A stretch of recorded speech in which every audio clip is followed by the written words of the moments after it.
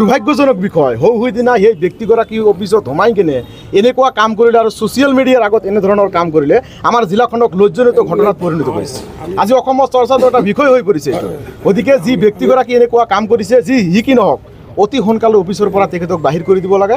আৰু মানে এটা কথা হ'ব চিকিৎসা চাকৰিৰ পৰাতো নিলম্বন কৰিবই, কিন্তু অফিচত যাতে দ্বিতীয়বাৰ সেই ব্যক্তিজন চাকৰিৰ পৰা নিলম্বন নহয়, দাবী জনাইছো আমি চৰকাৰৰ পৰা বৰখাস্ত চাকৰি যাতে নাথাকে মানুহজনৰ, কাৰণ তেওঁ য'তে চাকৰি নিদিয়ে অসমতে দিব আৰু তাতে তেনেকুৱা উদ্ভণ্ডালি বা তেনেকুৱা অশালীন ব্যৱহাৰ কৰিব, যোনটো আমাৰ পৰিৱেশৰ বাবে বেয়া লক্ষণ।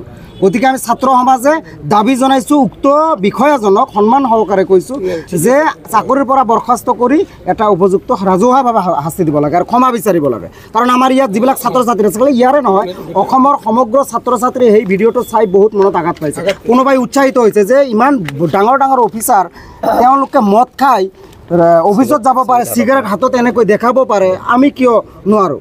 গতিকে এয়া দুৰ্ভাগ্যজনক কথা। আমাৰ এইটো অন্তৰাত্মাত আঘাত সানিছে। আপোনালোকে কিবা এটা ব্যৱস্থা কৰক। আৰু আমাৰ জলসিঞ্চন যোনটো বিভাগ আছে, মানে অফিচ আছে হাৰচিংমাৰী, ইয়াত কি হয় আমি গম নাপাওঁ। ইয়াত বৰ্তমান যোনটো আড্ডা চলি থাকে আমি গম পাওঁ চবে, কিন্তু আপোনালোকে সেই বিষয়ে অলপ তদন্ত কৰি অলপ ভালদৰে চালি জাৰি চাব।